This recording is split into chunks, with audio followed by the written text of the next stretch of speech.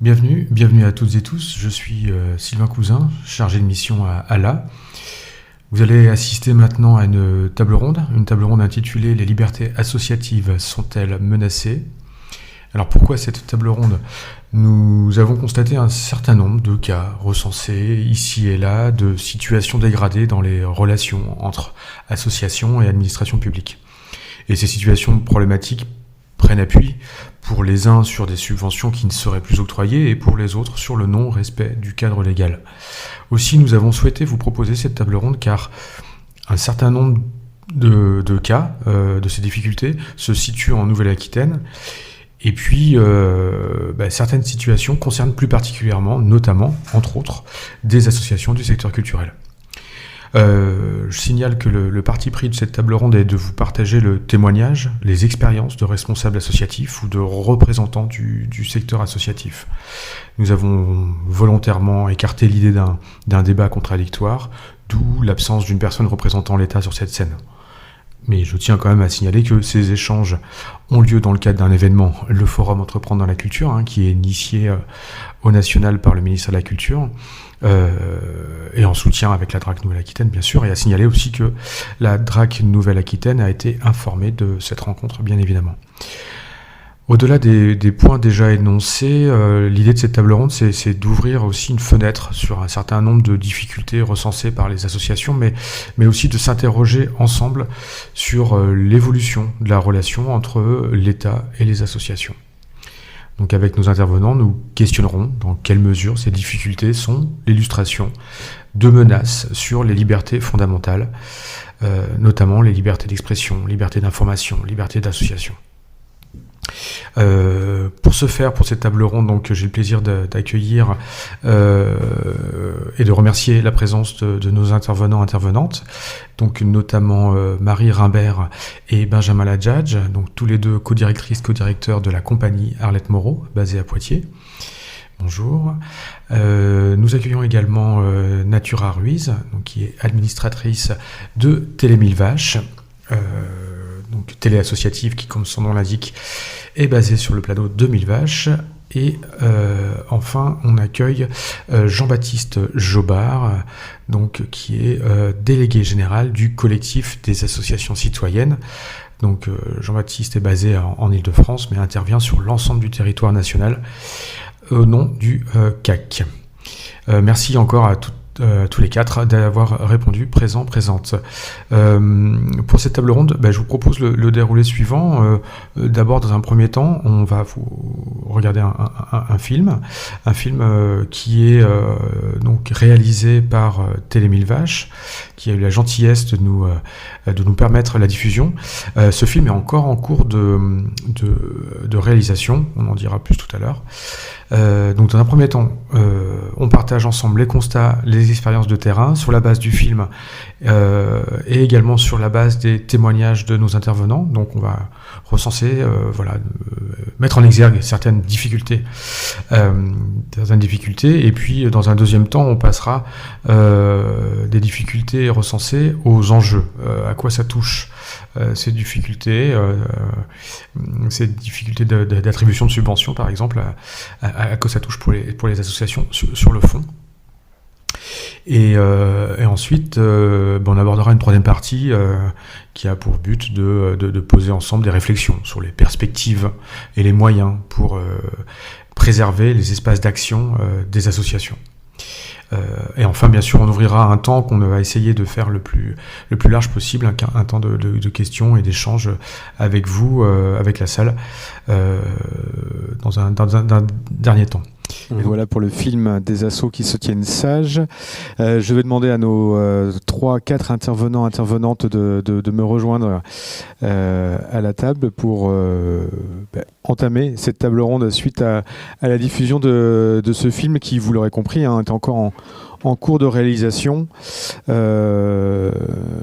Natura Ruiz, donc, de Télé Mille Vaches, nous expliquera un peu plus le contexte de ce film. Donc Natura, tu es donc vous vous présenterez les uns les autres. Donc on va commencer par Natura. Donc tu es administratrice de Télé Mille Vaches. Donc est-ce que tu pourrais nous présenter déjà effectivement l'association, le média Télé Mille Vaches, et puis nous évoquer eh bien le pourquoi du comment de ce film, la vocation de ce film. Et puis ce qui serait intéressant, c'est que depuis la captation de ces témoignages qui commencent à dater de quelques mois, est-ce que la situation qui est décrite ici, notamment pour vous, pour Télé Mille Vaches, a évolué, notamment qu'est-ce qu'il en est pour 2024, 2025 ? Donc je te laisse d'abord présenter l'association. Alors du coup, Télé Mille Vaches, c'est une télévision associative locale, rurale, qui existe depuis 1986.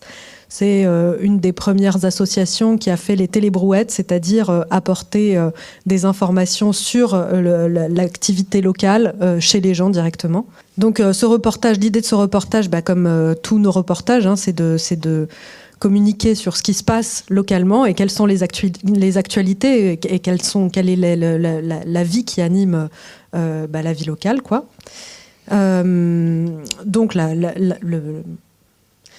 en fait, quand on a été touché, Télé Mille Vaches, moi je suis arrivée en 2024 à Télé Mille Vaches, donc au début de l'année, au moment où ce reportage a commencé. Donc j'ai un regard extérieur avant 2024. Mais il se trouve qu'à partir de 2022, Télé Mille Vaches a été touché par les baisses de subventions au niveau de la DRAC, donc de la Direction régionale des affaires culturelles. On s'est réunis en association, et ça je peux dire puisque j'ai fait partie d'autres associations à ce moment-là qui ont fait partie de ce mouvement-là. Et on a fait état de ces baisses de subventions, en fait, de ces disparitions de subventions auprès de différentes associations locales au même moment. Donc c'est une actualité qui a touché comme ça tout un territoire, en fait, et de façon assez forte, puisque de fait, par rapport à la quantité d'associations et à la population du territoire, c'est une proportion plutôt importante qui a subi des baisses, ou en tout cas des baisses de subventions, des suppressions de subventions de la DRAC. C'était la DRAC à l'époque, le FDVA, la DRAC et le FDVA principalement. Aujourd'hui, le FDVA, pour ceux qui... le Fonds de développement pour la vie associative, donc, qui passe directement cette fois-ci par la préfecture, par le département et la préfecture. Aujourd'hui, c'est plus large que juste la DRAC et le FDVA. Il y a cette actualité forte au niveau du territoire, donc qui fait qu'on a un besoin de documenter. Il y a beaucoup de gens qui viennent nous voir, nous dire « mais alors qu'est-ce qui se passe ? Qu'est-ce qu'il en est pour Télé Mille Vaches ? Qu'est-ce qu'il en est pour d'autres associations ?» Et donc du coup, une nécessité de communiquer sur ce qui se passe. Tout le monde un peu se demande qu'est-ce qu'il en est ? Est-ce que les subventions ont vraiment été supprimées ? Comment est-ce que vous faites aujourd'hui ? Etc. Comment est-ce que vous vous organisez ? Donc il y a un besoin de répondre à ça. Et puis il y a une demande aussi de la part des réseaux, donc notamment la Fédération de l'audiovisuel participatif. C'est une question qu'on discute. La question, en tout cas, qui est posée au sein de la fédération, de dire qui prend en charge le fait de parler de cette question-là, puisqu'on est des médias, qu'au niveau des médias, la question de la liberté d'expression est importante, et de comment est-ce qu'on communique. Voilà. Donc là, on voit par exemple que dans ce reportage, il y a des images de MAP36, enfin de l'association, qui ont été filmées par l'association MAP36, donc qui a aussi participé à ce reportage. Donc ça, c'est pourquoi est-ce qu'on a fait ce reportage-là. Donc une nécessité locale d'information, une nécessité locale de communiquer sur qu'est-ce qui se passe concrètement, et une nécessité à une plus grande échelle un besoin de témoignage sur ce genre de problématique. Est-ce que la situation a évolué ? En fait, on voit que c'est une situation en constante évolution, comme tout ce qui est la question des libertés. À partir du moment où on s'en saisit, les lignes bougent. Si on ne s'en saisit pas, ça c'est sûr que ça ne bougera pas. Mais à partir du moment où on s'en saisit, les choses bougent.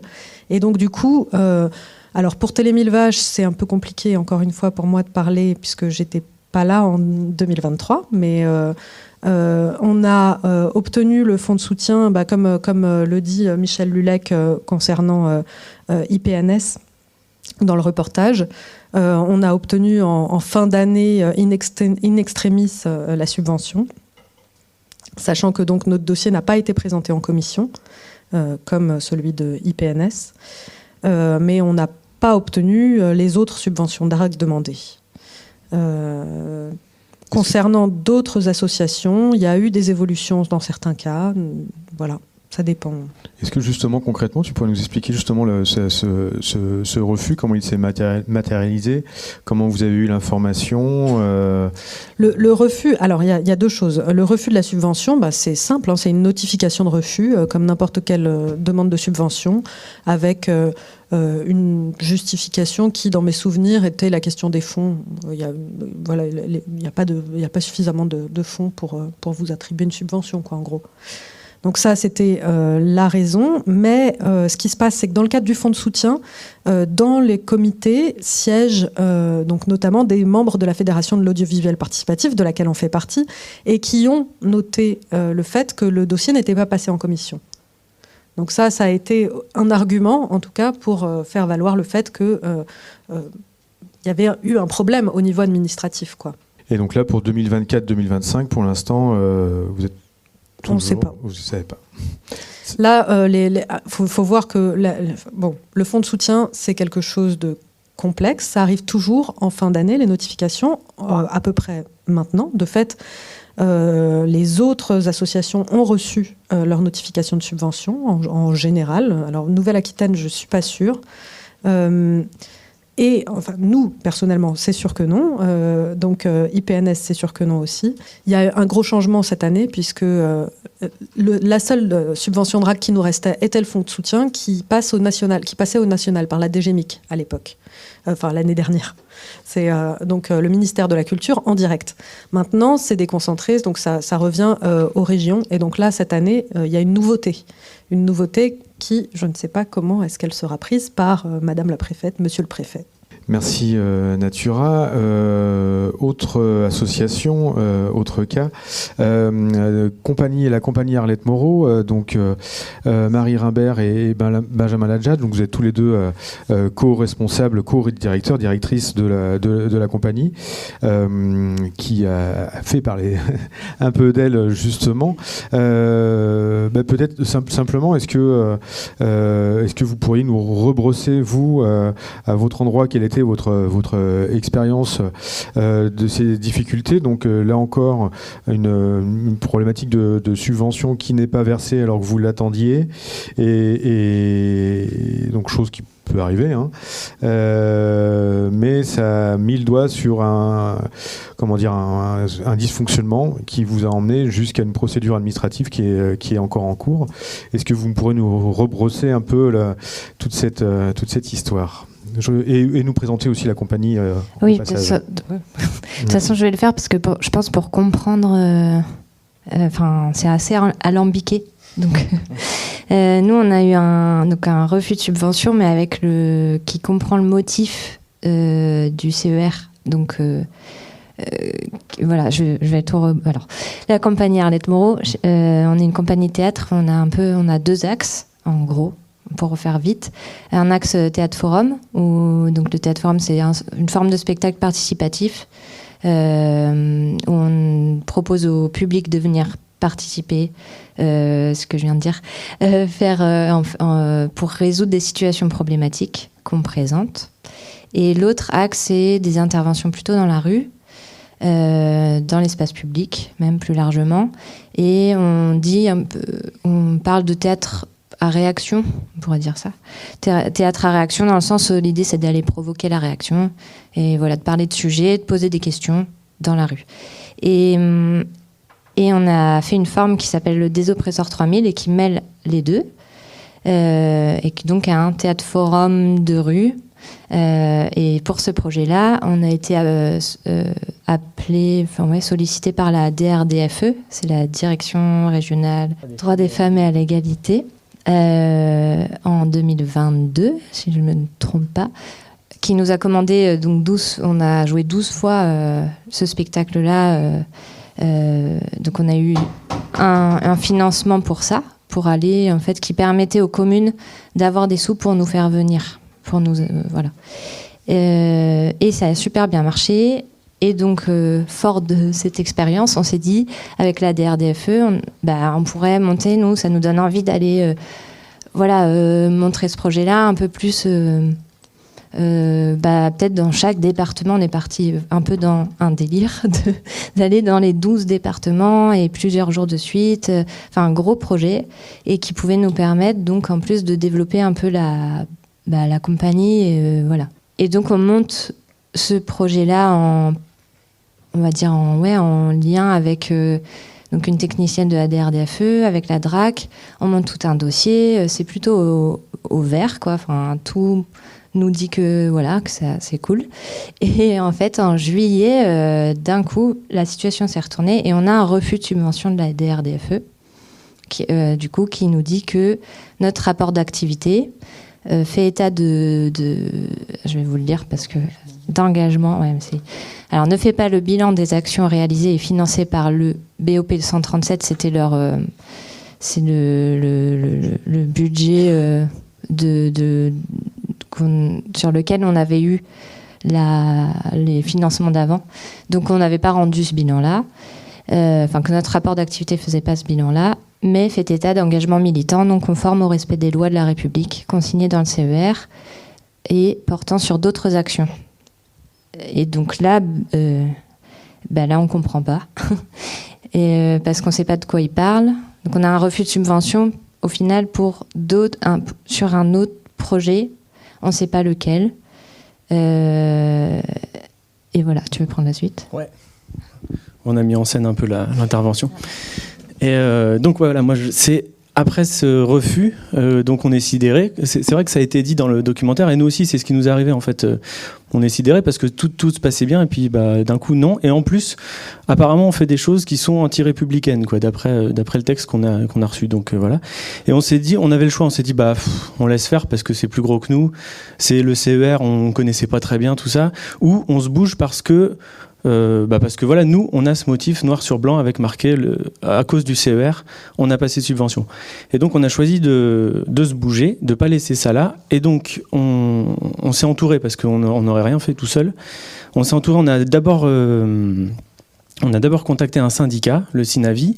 On a contacté la Ligue des droits de l'homme aussi, on avait plusieurs contacts, et qui sont, la Ligue des droits de l'homme qui suit ces histoires de CER depuis longtemps. Et justement, en fait, on s'est rendu compte qu'on venait apporter un peu de l'eau au moulin de cette résistance contre cette loi séparatisme et tout ça. Et du coup, voilà, nous, notre position, c'est de témoigner, quoi, de montrer que ça existe et de l'utiliser. Et justement, de faire une action en justice. Donc là, il y a un contentieux qui est toujours en cours. Donc voilà, nous, on a fait une procédure en annulation, ça s'appelle très officiellement. Et donc, c'est un recours pour excès de pouvoir envers la préfecture de Nouvelle-Aquitaine. Donc, c'est toujours en cours. Dans cette procédure-là, il faut savoir qu'il y a des possibilités d'intervention volontaire. C'est des personnes morales ou des personnes, là c'est plutôt des structures qui viennent nous appuyer en fait, qui se lient à notre recours. Et donc là-dedans, on a notre syndicat, le SINAVI, qui lui aussi donc, se lie à notre demande, et tout un groupement d'associations plutôt mené par la Ligue des droits de l'homme. Dedans, il y a le CAC, il y a l'UFISC, il y en a plein d'autres comme ça. En fait, pour que ça fasse boule de neige, quoi, que ça se bouge et que l'idéal de l'idéal serait qu'il y ait quelque chose comme une jurisprudence ou des choses comme ça qui sortent de ça. Et ça, c'était donc en novembre 2023. Il fallait déposer le recours. On avait toujours une date. Et depuis donc un an maintenant, il y a des échanges, ça s'est traité au tribunal administratif de Bordeaux. Et en gros, c'est des échanges de textes, quoi. Des mémoires en défense, des mémoires en défense de défense. J'ai pas les termes juridiques, hein. Mais et ça, voilà, ça s'échange. Et on voit un peu les stratégies. Nous, notre avocat, puis notre stratégie, c'est de faire juger l'affaire sur le CER, vraiment, de toujours mettre ça au-dessus, qu'il y a un problème avec ce CER, un problème avec cette décision. Et la stratégie qu'on voit dans les mémoires de la préfecture, c'est plutôt d'enlever ce CER et de dire que non, on a eu des problèmes, les bilans sont pas les bons, on n'a pas donné les papiers qu'il fallait au bon moment et ça coûte trop cher et tout ça. Et voilà. Et donc aujourd'hui, la fin de l'instruction, c'est-à-dire la fin de la période où on peut donner des pièces, amener des pièces au dossier, c'est le 18 décembre. Et on ne sait pas quand est-ce qu'il y aura une audience, un jugement, actuellement. Merci. Si je remonte un peu dans l'histoire, du coup, sur le premier refus de subvention, donc quand le CER a été avancé comme motif, est-ce que vous avez réussi à identifier ce qu'on vous reprochait concrètement? Il y a eu une intervention particulière dans l'espace public qui vous aurait... Enfin, est-ce que ça a été motivé ou pas? Est-ce que ça... On a fait des hypothèses, mais en fait... Parce que je me permets de poser la question, parce que c'est paru dans la presse locale, donc... Mais c'est que ça allait... parce qu'en fait, on a eu... on pense que c'est une forme, et bon, ça a été un peu... c'est même plus une hypothèse, je pense, mais bon, que c'est une forme qu'on a fait autour des méga-bassines et qui était liée aux méga-bassines, parce que moi, j'y étais même pas, donc... Voilà, où on faisait en fait, c'était la proposition, je crois, c'était que le préfet proposait. Je sais plus. C'est que c'est ça. On a des formes d'intervention où on invente une forme et on la joue le lendemain. Enfin, c'est une pratique qu'on a depuis 10 ans dans la compagnie. Et là, pour le coup, alors c'est drôle parce qu'en plus il y a personne de nous qui y était. C'est des gens qui avaient envie de parler justement de la gestion de l'eau et qui avaient dit bon là il y a un problème. On est d'accord qu'il y a la sécheresse, il y a plus d'eau. Donc on va faire croire que la préfecture encourage le fait de boire sa propre urine parce que c'est l'avenir et tout ça. Et donc c'était vraiment ça fait rigoler. C'est potage quoi. Et donc dans le jour d'un marché en ville à Poitiers, il y avait ce stand avec goûter l'urine de préfet. C'est le préfet qui met ça. Et du coup, a priori, mais on a mis du temps à savoir que c'était vraiment ça. Même si assez vite, là, on avait contacté un peu des médias, et il y avait Mediapart qui avait fait un article très orienté là-dessus, parce qu'effectivement, c'est très visible, et quand on en parle, il y a plein d'imaginaires qui se met en place, mais du coup, de la part de la préfecture, là, on leur a demandé c'est quoi le problème en fait avec le CER. On n'a jamais eu de réponse vraiment claire. Et même les journaux qui contactaient la préfecture, la réponse n'était jamais la même et c'était jamais ça. Et voilà. Et juste, je crois qu'on ne voulait pas essayer de cibler une forme parce qu'en fait, on est intervenu avec la CIMAD, on est intervenu... Enfin, en fait, il y a tellement de choses et ça voulait dire qu'on devait se justifier, trouver et dire « Ah, c'est cette forme-là ». Ça revient à dire ah celle-là quand même elle était pas très c'est là-dessus qu'on a essayé de pas trop sur la liberté de création de se dire on n'a pas à se justifier en fait de cette forme ou cette forme, mais bon il s'avère que là même dans le dernier mémoire de la préfecture ou l'avant-dernier il nomme quand même un lien, c'est apparu une fois avec cette forme-là. Il vous a fallu recouper les informations pour en être certaines. Merci à vous deux. Et tout à l'heure, on parlera aussi des impacts du coup que ça a eu sur l'histoire de la compagnie. Jean-Baptiste Jobard, on te voit donc intervenir dans le documentaire. Tu es coordinateur du collectif des associations citoyennes, le CAC.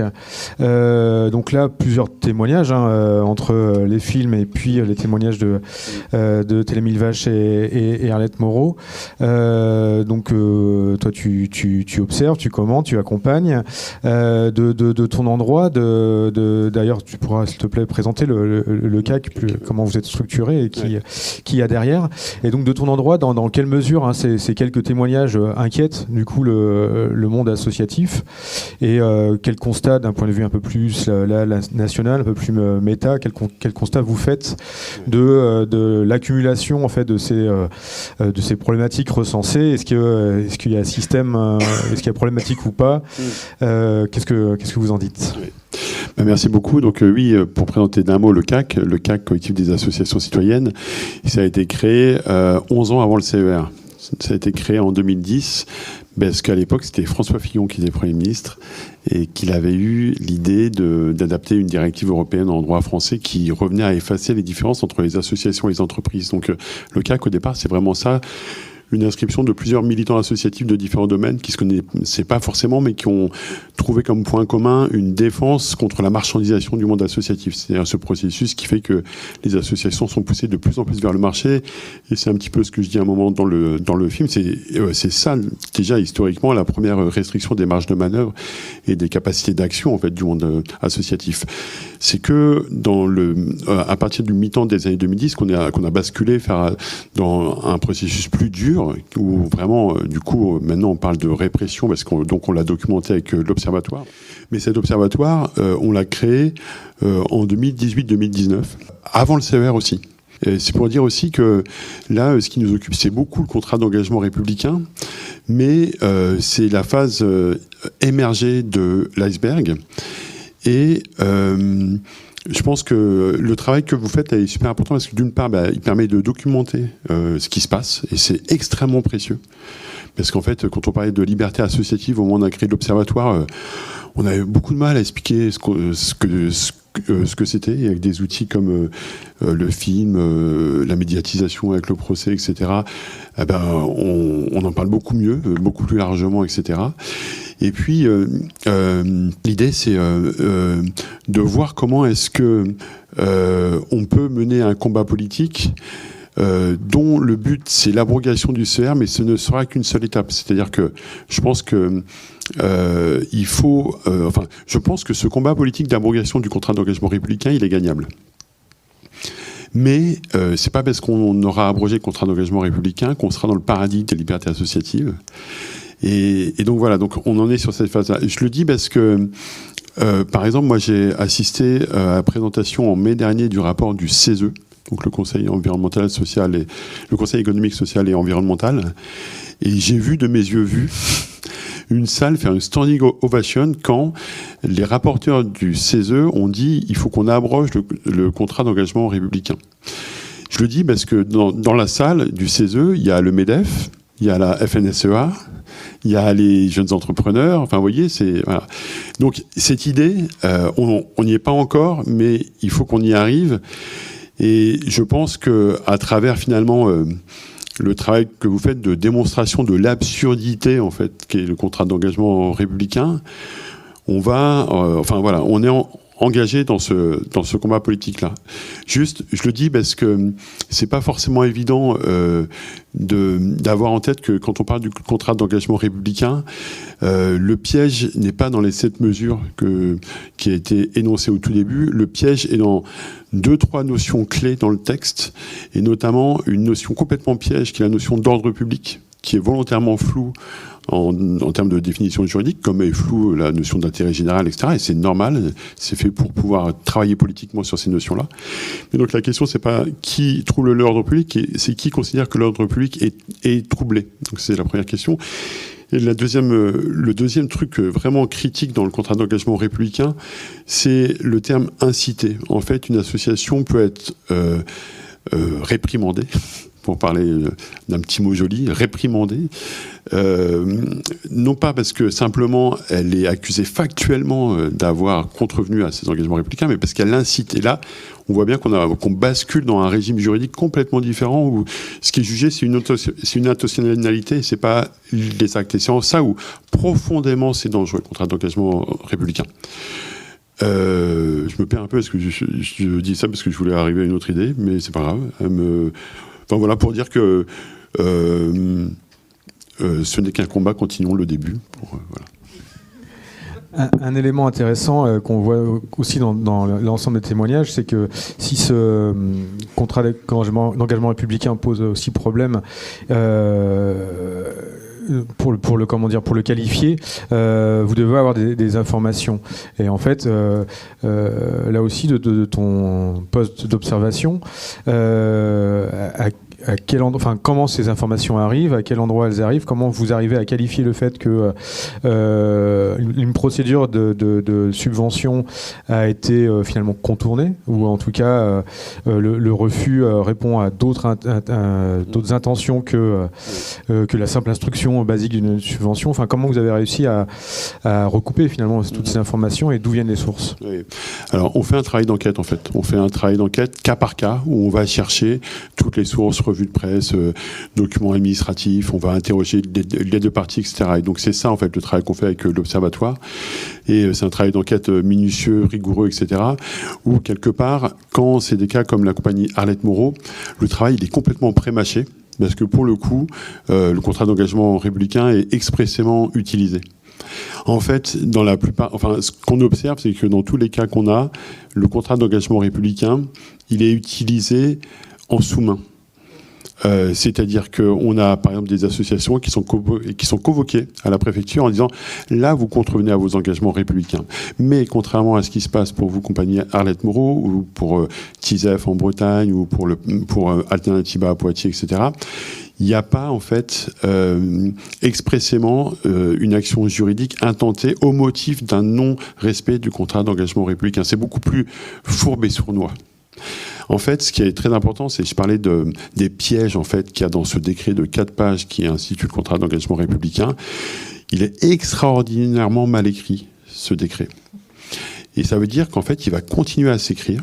Et il va continuer à s'écrire par la jurisprudence. C'est pour ça que le combat juridique d'Arlette Moreau, il est déterminant, comme le combat d'Alternativa à Poitiers a été déterminant, comme le combat de TISEF va être déterminant, parce qu'à chaque fois, on va préciser en fait ce qu'est le contrat d'engagement républicain. Et le pari qu'on fait, l'espoir qu'on a, c'est que ça va permettre de limiter les effets de zèle de certains préfets. Voilà. Je signale juste une initiative parce qu'elle vient de Michel Lulec qu'on voit à l'écran. Il y a en ce moment des associations qui s'organisent pour avoir une saisine du HCVA, le Haut Commissariat à la vie associative, pour que le Haut Commissariat à la vie associative, qui avait rendu des avis critiques en amont sur le CER, puisse faire un point sur l'application du CER. Et que ça permette de déminer un peu le CER. Il y a aussi une commission d'enquête parlementaire qui est en train d'être mise sur les rails. C'est important, mais ça ne fera pas tout. C'est-à-dire que malheureusement, il y a fort à parier que les préfets un peu plus malins que celui de votre département, ensuite, ne mentionnent pas le CER pour taper sur les doigts des associations, mais que ça reste cette épée de Damoclès et que ça continue à remplir cette fonction. En fait, qui est une fonction, c'est très simple en fait, c'est une fonction, c'est dit dans le film, c'est une fonction d'intimidation. C'est une fonction, c'est une fonction qui veut faire rimer subvention et soumission. On voit là effectivement en quoi la liberté d'association, la liberté de création, enfin les différentes libertés d'expression sont potentiellement en tout cas mises en danger. Mais au moment de la préparation de notre table ronde, j'ai trouvé aussi que votre partage de vécu, Benjamin et Marie, était intéressante, notamment là plus concrètement dans votre vécu, dans votre expérience de cette affaire, alors qui certes a été médiatisée, il y a une procédure administrative, mais même tout simplement elle a eu des impacts sur les personnes, l'association. Est-ce que vous pourriez nous en dire plus, quels ont été, quels sont encore peut-être même les impacts de cette histoire? Eh ben oui, tout à fait, oui, carrément qu'il y a eu des impacts.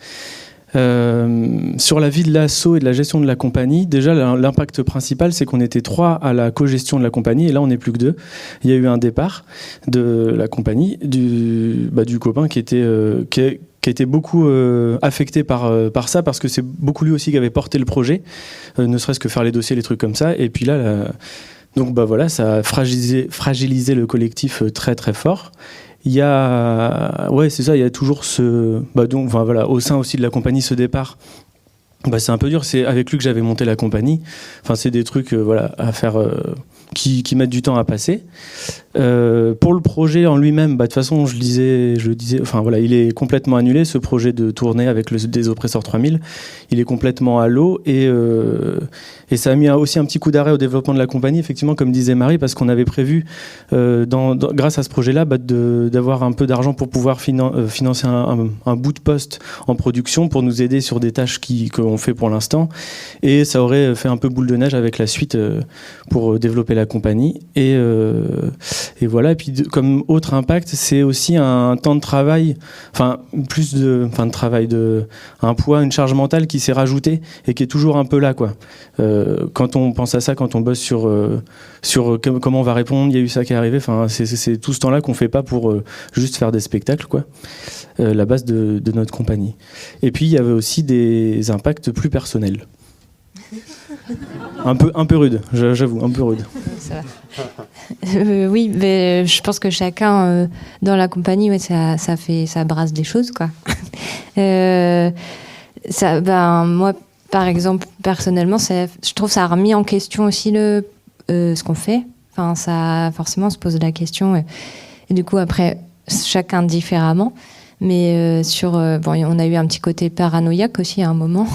Enfin, forcément, tu te demandes avec qui tu peux continuer à travailler, est-ce qu'on va pouvoir. En plus, on intervient en prison, on intervient à plein d'endroits et où moi je me suis dit ok, je vais perdre mon travail. Et puis il y a de la colère aussi, de fait.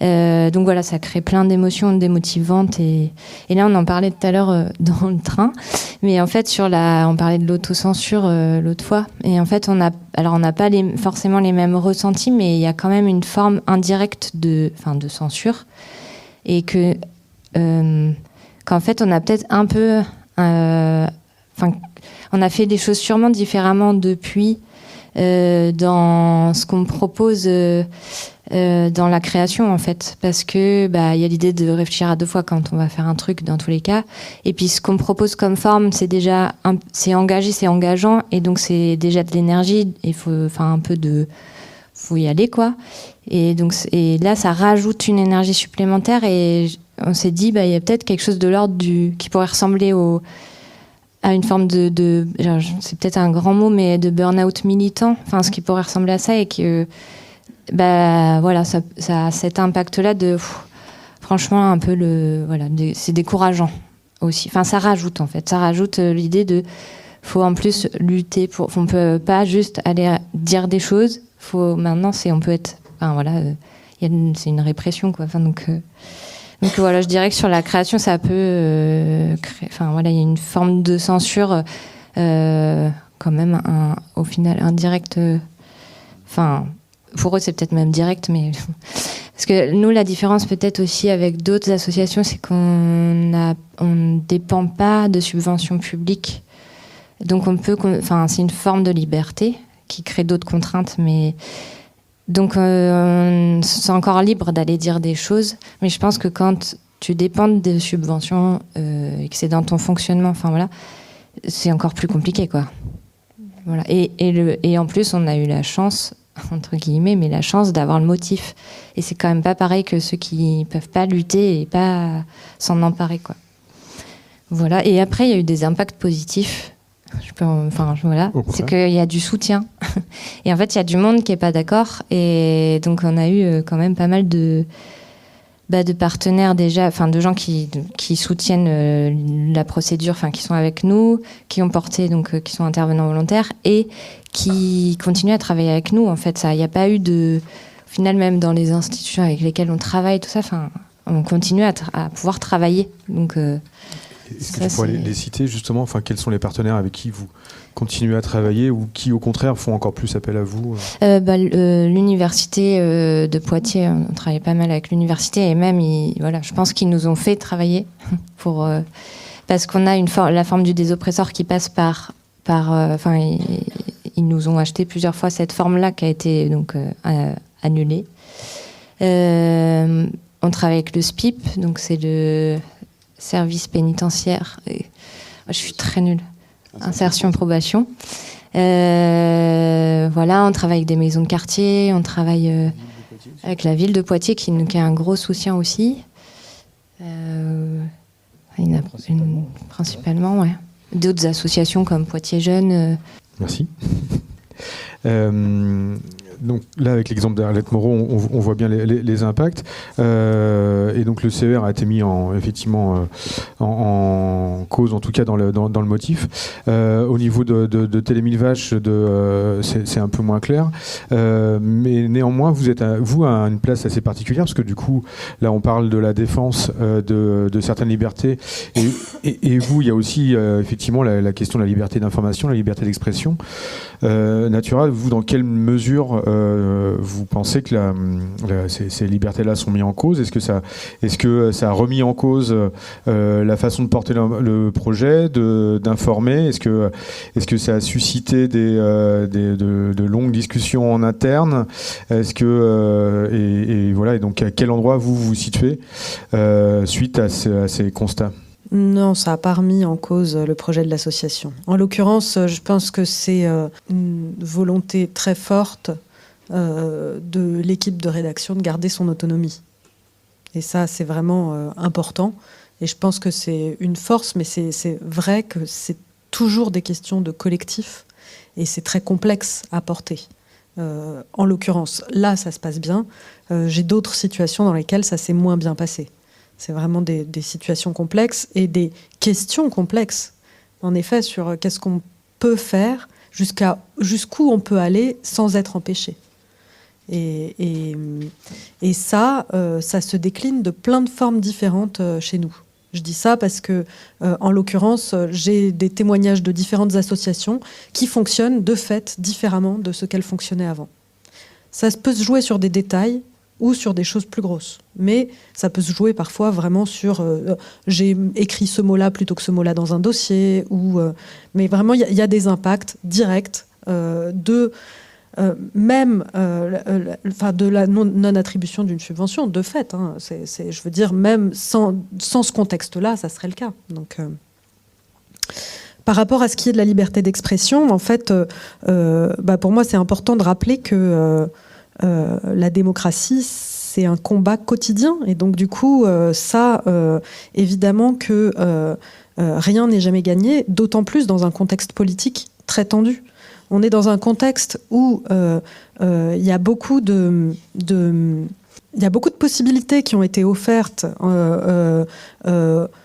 notamment au ministère de l'Intérieur, de par, encore une fois, les attentats, le Covid. C'est des contextes internationaux qui sont très complexes, la guerre maintenant, je veux dire, à chaque fois, clairement, le ministère de l'Intérieur doit aussi travailler.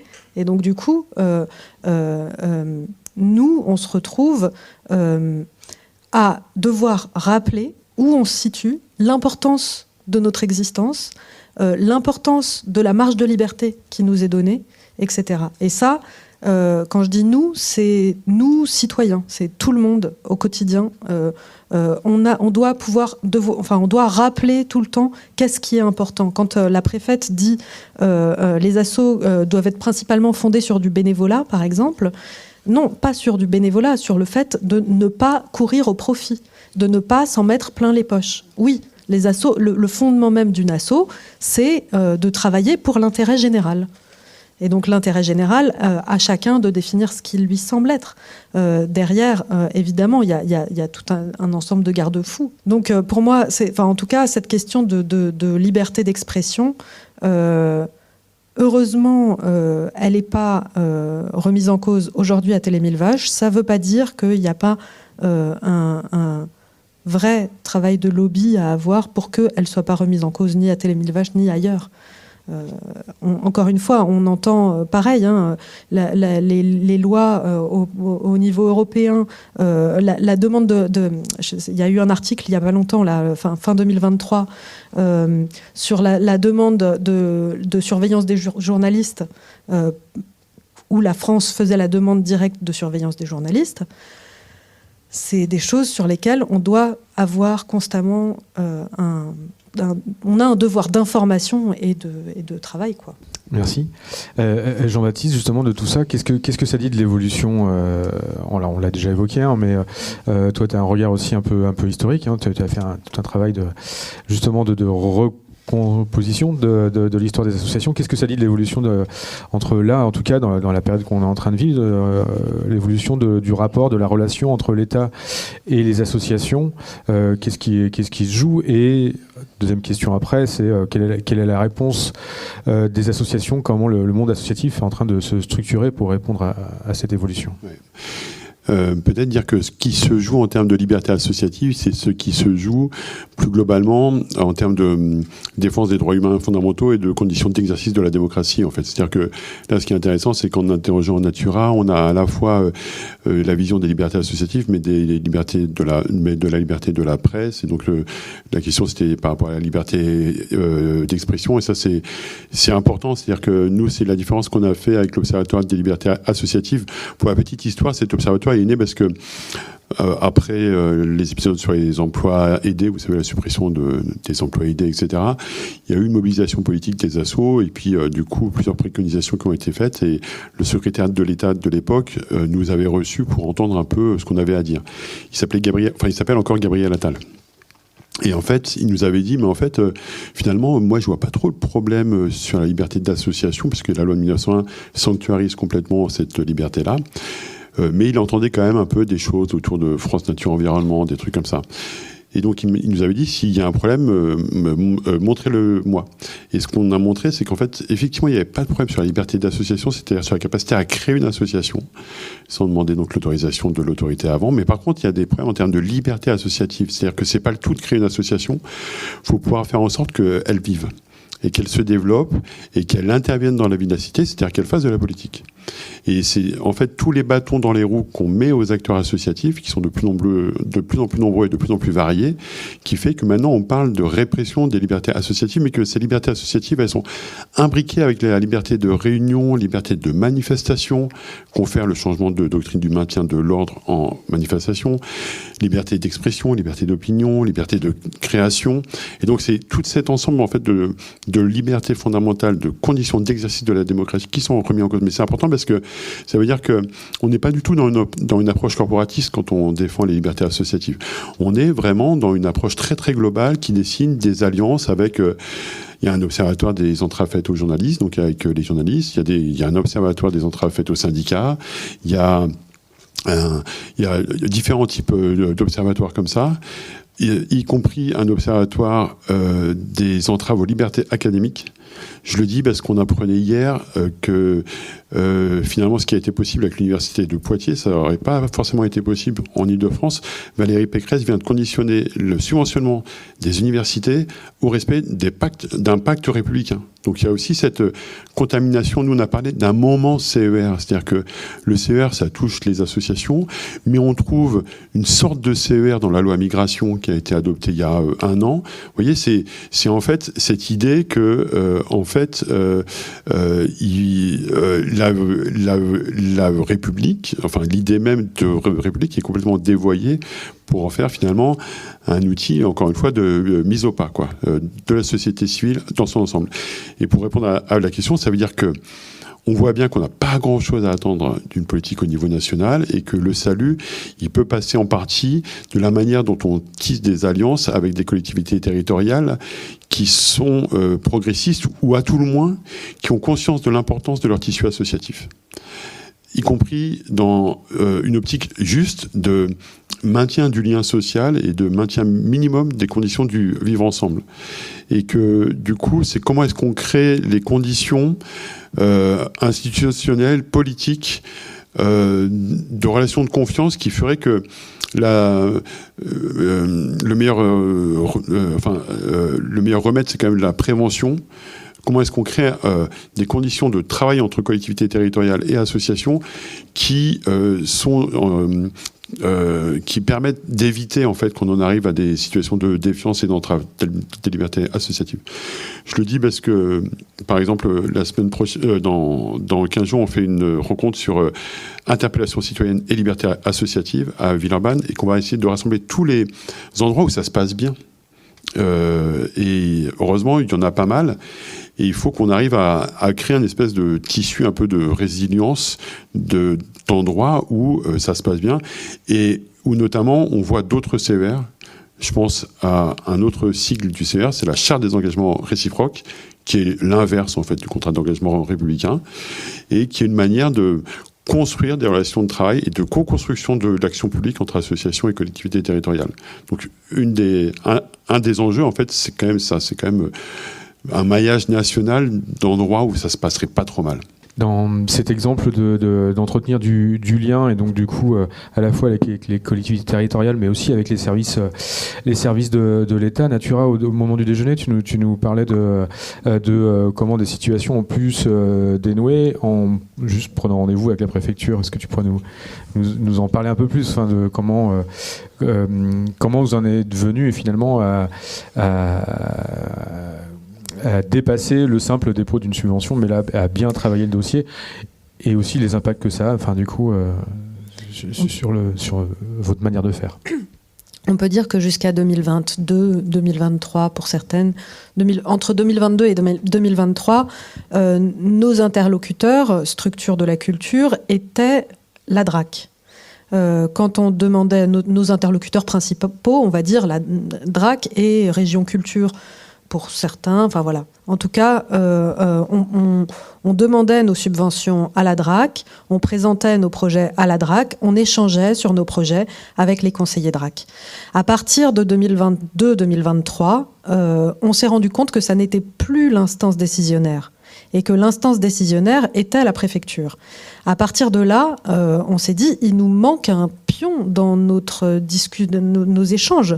C'est-à-dire qu'en fait, les échanges ne sont pas avec les bons interlocuteurs, vu que les interlocuteurs qui nous soutiennent ne peuvent pas nous soutenir jusqu'au bout. Donc à partir de là, on a été tout un ensemble de structures à vouloir rencontrer nos préfectures pour pouvoir échanger sur nos dossiers et pour pouvoir aussi expliquer ce qu'on faisait, parce que manifestement il y avait incompréhension ou méconnaissance de ce qu'on faisait concrètement pour les territoires en fait. À partir de là, il y a eu, donc c'est en effet la façon dont les choses se sont petit à petit débloquées, et pas pour tout le monde, c'est une conjonction de plusieurs choses. La justice, dans certains cas, et le dépôt de recours, le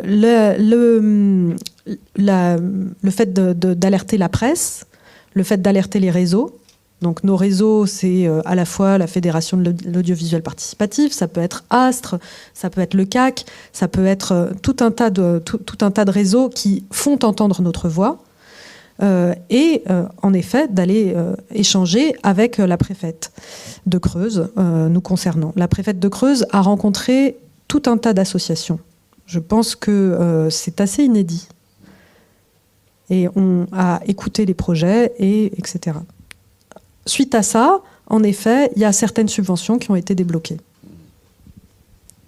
Merci. Je vois l'heure tourner. On va peut-être se tourner justement du côté de la salle pour échanger et recevoir des questions. Mais peut-être, est-ce que vous avez encore des choses à partager, des choses que vous auriez voulu dire ? Ouais, non, juste dire qu'il y a toute une série de ressources pour se défendre qui sont construites au fur et à mesure. Et notamment, on est en train de mettre en place des formations et on envisage une formation un peu spécifique UFISC, secteur culturel. Donc c'est pour le dire sur 2025 et les formations, en fait, ça consiste à travailler ensemble sur deux étapes. Comment est-ce qu'on caractérise l'attaque? Comment est-ce qu'on la comprend? Parce que c'est pas forcément facile de la comprendre. Et du coup, quelle stratégie on met en place pour y faire face? Et la stratégie, en gros, pour schématiser, c'est un panachage de 4 choses. D'abord, un travail interne, parce que ça fragilise en interne les structures. Ensuite, un travail qui peut être autour d'actions juridiques et dire un mot en fait de l'importance de l'intervention volontaire, c'est-à-dire de transformer des procès, donc des actions juridiques, en actions politiques, c'est extrêmement important. D'actions médiatiques et d'actions de solidarité interassociation, avec le principe que si une association est attaquée, c'est l'ensemble des libertés associatives qui est menacé. Alors, c'est pas exclusif et tout ça, c'est un panachage de ces quatre choses. Des fois, il faut par exemple pas médiatiser. Des fois, il faut mettre le paquet sur la médiatisation. Donc, c'est vraiment, voilà. Mais en tout cas, on est en train, avec l'expérience, de mettre au jour un recueil d'expérience pour être un peu moins démunis quand ça arrive. Et malheureusement, ça continue d'arriver. Donc, nous, on a une réunion par mois où on fait le point, on dit à plusieurs réseaux, qu'est-ce qui s'est passé ces 30 derniers jours? Là, pour vous dire, le mois dernier, il y avait 12 cas. Voilà. Donc, ça continue d'arriver. Et donc, il faut qu'on anticipe une capacité accrue à se défendre ensemble. Je peux en profiter juste par rapport au HCVA, donc le haut recours à la vie associative, au conseil à la vie associative, non. Pour faire le... Enfin, si vous connaissez des associations qui sont prêtes à demander à participer à cette demande de recours, il faut 100 associations pour faire cette demande. Et donc, du coup, 100, c'est beaucoup. On est déjà autour de 70, ce qui est pas mal. Mais bon, si vous avez des associations, nous on table plutôt sur les associations, parce qu'il faut avoir un même objet en plus. Donc, il faut 100 associations, je crois, entre 3 départements, 3 régions et un même objet. Donc ça fait quand même pas mal de contraintes. Tout ça pour avoir une étude. Donc l'idée, c'est que ce soit un média, etc., enfin tout ce qui est lié aux médias, soit agréé jeunesse et éducation populaire, soit les deux, hein, mais en tout cas, si vous connaissez des associations qui sont soit un média, soit agréé jeunesse et éducation populaire, qui ont envie d'avoir une étude sur la question des libertés associatives par le Haut Conseil à la vie associative, donc qui est une association, une structure, comment est-ce qu'on dit ? C'est une instance indépendante rattachée au Premier ministre, qui a un avis consultatif sur tout ce qui concerne la vie associative en France. En fait, en gros, à partir du moment où le gouvernement veut délibérer sur la question associative, il peut se saisir du HCVA pour lui demander des rapports, quoi. C'est ça. C'est quoi les 3 départements ? Alors, ouais, je sais qu'il y a la Nouvelle-Aquitaine, mais je crois que de toute façon, on prend tout et après on fait le tri. Hein. L'idée, c'est sur cette saisine HCVA, c'est aussi de mettre à plat le décalage énorme qu'il y avait entre la loi où on nous disait c'est pour combattre l'islamisme radical terroriste et ce que ça fait cette loi en fait. C'est surtout voilà. Merci, bonjour. Je m'appelle David Carole, je suis musicien, je fais partie d'une association qui s'appelle Slowfest. J'ai été frappé par un point commun de l'ensemble des cas qui ont été présentés ici et également dans le film. C'est que donc vous, a priori, le sujet sur lequel vous avez senti que vous étiez un peu visé, c'était une intervention autour du thème de l'eau et du rapport avec les bassines qui sont en plus sur votre territoire. Alternativa, clairement, on est sur les bassines et un endroit de lutte écologiste également. Et il y a une personne, je crois, dans le film sur Télé 1000 Vaches qui a évoqué également des sujets qui pouvaient porter préjudice à des intérêts d'agriculture intensive. Il me semble que ça a été évoqué aussi. Donc c'est un point commun troublant, je trouve, dans tous ces cas-là. Il y a également le 6 novembre dernier, le Conseil d'État là, qui a rendu un arrêt qui autorise une cellule DRG qui s'appelle Déméter à surveiller les militants écologistes, même dans le cadre de leur activité légale, si elles peuvent porter préjudice à la FNSEA. Par ailleurs, au mois de juin, il y a des groupuscules d'extrême droite sous forme d'associations qui ont été dissous, notamment le GUD. Perso, moi, ça me pose pas de problème qu'on dissolve des associations d'extrême droite.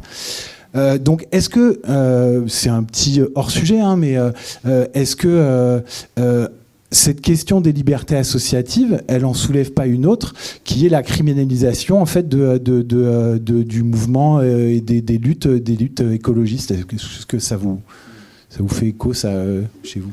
Pour lire, je veux bien juste en profiter pour lire un morceau d'une commission d'enquête qui permet éventuellement de donner des pistes à cette question-là. En outre, si M. Frédéric Vaux observe que la mouvance d'ultra-gauche, je cite, a trouvé à se financer d'une manière tout à fait légale, notamment en constituant des associations qui fonctionnent normalement, parfois même avec des subventions, ce qui pose question, fin de citation, il n'a pas été porté à la connaissance de la commission d'enquête, ni à celle de votre rapporteur d'éléments précis, blablabla.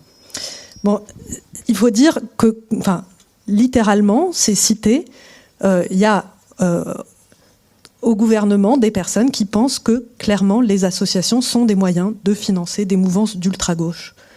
Donc, c'est quelque chose qui, en effet, qui en effet, pose question. Oui, et puis, clairement, c'est le cas, mais pas que. C'est-à-dire que si on resitue, s'il y a des attaques, ça veut dire qu'il y a des assaillants. Et nous, on a tendance à schématiser en disant qu'il y a 3 grandes familles d'attaquants. Il y a les autorités publiques. Et ce qu'on montre dans le rapport, c'est que malheureusement, quel que soit le bord politique, pas que à droite, il y a La mouvance d'extrême droite, d'extrémisme religieux. Voilà. Et par exemple, on pourrait rajouter à cette liste des associations écolo, des associations féministes. Nous, par exemple, le planning familial, les membres du CAC, ils peuvent témoigner de plein d'attaques d'extrême droite. Voilà. Et puis la troisième, c'est les entreprises, les grandes entreprises, les multinationales. Et quelque part, la cellule Déméter, cette décision du 6 novembre, c'est une énorme défaite pour nous. C'est l'alliance objective entre la gendarmerie et l'industrie agroalimentaire, en fait, la cellule Déméter. C'est un truc énorme. Et donc, en fait, on a défendre les libertés associatives, c'est faire face à ces trois types d'attaques qui se combinent parfois et qui touchent pas que les associations écolo ou féministes, mais par exemple, là, nous, on vient de rendre notre dernier rapport sur les associations d'aide aux personnes étrangères, personnes migrantes. Voilà, en gros, c'est toute la mouvance, tout le mouvement social, en fait, qui est quand même visé.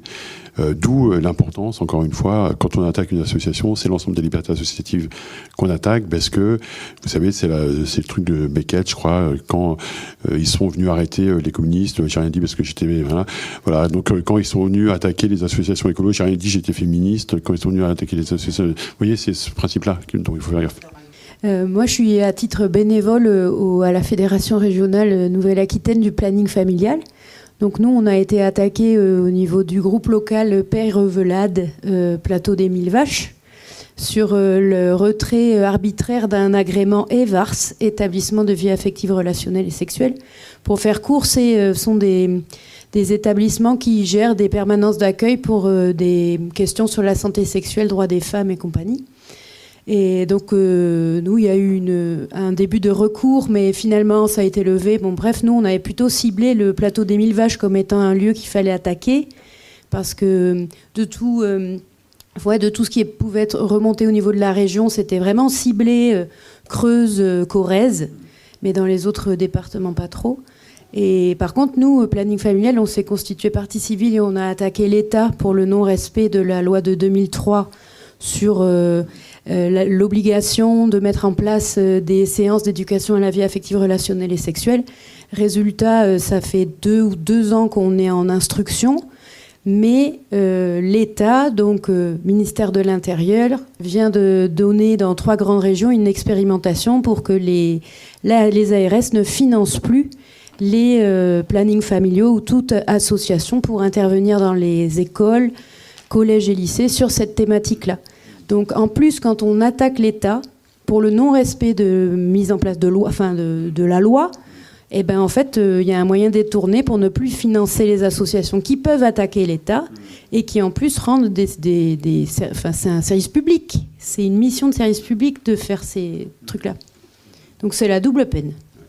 Merci pour ce témoignage. Oui, merci de ces témoignages, vraiment... Ça nous permet, même si j'ai suivi l'affaire depuis le début, oui, parce que je suis membre de la LDH au niveau régional et au niveau national. Donc voilà, je suis au comité national, donc on avait suivi. Et en 2023, j'étais au conseil d'administration du mouvement des associations de la Nouvelle-Aquitaine, la MANA. Donc on a fait des communiqués de presse, on s'est insurgé sur ce qui se passait. Et effectivement, je vous retrouve un petit peu... on avait quand même réussi à se dire que quand même le Limousin, ça craint. Vraiment. Parce que on avait plein d'exemples, il y a une radio aussi. Vraiment, on a commencé à se dire... Et parallèlement, je suis aussi directrice d'une compagnie de spectacle vivant sur Bordeaux, sur Bègle exactement. Et en fait, avant, on ne touchait pas les subventions si on ne plaisait pas. Je dis on ne plaisait pas. Parce que nous, on nous a souvent reproché, on était une équipe à la fois de saltimbanques et des gens sortis du conservatoire de Bordeaux. Donc évidemment, on dérangeait, parce que je suis une ancienne élève d'Augusto Boal et ainsi de suite. Donc théâtre de l'opprimé, tout ça, ça ne plaît pas. Je suis désolée, on n'est pas dans les créneaux, dans la norme. Et donc, avant, ils ne nous donnaient même pas la raison pour nous retirer les subventions. Et nous aussi, on a été aidés plutôt par les collectivités territoriales. Mais le DRAC, qui nous a dit, pas question, vous n'êtes pas... voilà. Il faut changer. Ah oui, on nous a dit quand il fallait qu'on crée, qu'est-ce qu'il fallait qu'on crée et qui devait faire la direction artistique. comme ça dans le bureau. Donc ça fait un peu beaucoup quand même. Hein. Donc on a fini par ne demander plus aucune subvention. On n'a pas à se faire chier pendant des mois à faire des dossiers pour s'entendre dire ce genre de conneries. Par contre, c'est le fait du prince. Et là, il faut qu'on fasse attention parce que c'est la loi de l'arbitraire. Là, on n'est plus en démocratie. On est en démocrature. C'est-à-dire qu'on n'est pas loin, parce que si, là, on vous a pseudo-expliqué, parce que c'est pas vrai, c'est le pipi du préfet. Il y a des gens, ils n'aiment pas être égratignés, hein, certains préfets. Nous, on l'a su à Bordeaux plus d'une fois. Il faudrait aussi éventuellement puis, vous tenez le choc, parce que nous, quand Darmanin nous a attaqués à la Ligue des droits de l'homme, ça nous a ramené du pognon et des adhérents. Donc, et puis alors une cote, et surtout sur la jeunesse, parce que franchement, il fallait pas c'est le meilleur attaché de presse qu'on ait eu de toute notre histoire. Et Dieu sait qu'elle est grande, notre histoire. Je vous enjoins aussi à contacter l'Observatoire des libertés de création, parce que je pense... Ouais. Moi, je vais en faire partie là bientôt, parce qu'ils m'ont coopté, ils m'ont demandé de rentrer à l'Observatoire. Et comme en ce moment, au niveau de la Ligue des droits de l'homme, on est en train de travailler sur la création d'un groupe de travail national sur les droits culturels, l'accès aux droits culturels, et on bosse régulièrement, le comité de la LDH Aquitaine bosse régulièrement avec vous au niveau de l'Observatoire des libertés associatives, et on va continuer et encore plus. Voilà. Moi, j'avais une petite question pour un gros. Enfin, merci à tous et toutes pour ces témoignages flippants, mais en même temps qui donnent la rage de se battre. Est-ce que vous avez vu des changements au niveau de vos relations aux programmatrices dans le milieu des arts de la rue? Est-ce que ça a changé un peu la donne sur qui vous programmez ou qui ne vous programmez plus? Franchement, moi je trouve pas qu'il y ait de changement, même à l'inverse, je trouve qu'il y a du soutien. Après, c'est un peu particulier aussi Arlette, parce que on travaille, on est dans le réseau culturel, mais on est aussi un peu à côté, et donc peu avec des programmateurs. Donc on n'a pas d'attente, enfin voilà, il y a pas. Du coup, peut-être c'est pour ça qu'on voit pas trop de changements, mais on a eu peur de ça, de se dire oh là, ça va faire peur aussi de. Peut-être c'est le cas, mais en fait, ça nous a pas impacté. Avec par exemple l'université de Poitiers, avec ceux que j'ai cités tout à l'heure en fait, et c'est plutôt ça. En fait, c'est plutôt autour du Théâtre Forum que on arrive à faire nos salaires, on va dire, et puis avec quelques spectacles, mais en fait, moi, je sais pas, c'est pas, ouais, c'est ça, c'est plus, on va dire même presque le réseau un peu événementiel, pour mettre des grands mots. Mais voilà, en tout cas, on est moins dans on aimerait bien aller dans des festivals, tout ça, mais ça nous a pas handicapés plus que ça. Et même, il y a du soutien. Enfin, voilà, je pense qu'on est plus soutenu que l'inverse. Je vous propose de clore cette table ronde, de poursuivre les échanges autour d'un café, hein, dans l'espace convivialité. Merci beaucoup à toutes et tous. Merci à nos 4 intervenants. On vous enverra des informations de cette journée.